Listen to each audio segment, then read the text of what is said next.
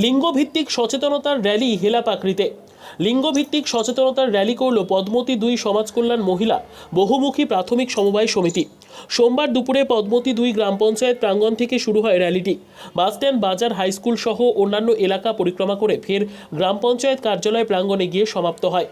স্লোগানের মাধ্যমে লিঙ্গভিত্তিক বিভিন্ন সচেতনতার বার্তা সাধারণ মানুষের উদ্দেশ্যে তুলে ধরা হয়।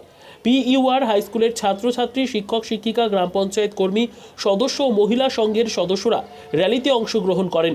সমাজ কল্যাণ মহিলা সংঘের সম্পাদিকা ঝুমুর গোস্বামী অধিকারী জানান, কিছুদিন আগেই প্রত্যেক উপসংঘ ভিত্তিক শিবির করে বাল্যবিবাহ, নারী পাচার সহ সমস্ত প্রকার অসামাজিক কার্যকলাপ রুখতে মহিলাদের সচেতন করা হয়েছে। সুস্থ সমাজে বাস করার জন্য অসামাজিক সমস্ত রকম কার্যকলাপের বিরুদ্ধে সমস্ত মানুষকে তৎপর বার্তা দেওয়ার উদ্দেশ্যেই এই র্যালি।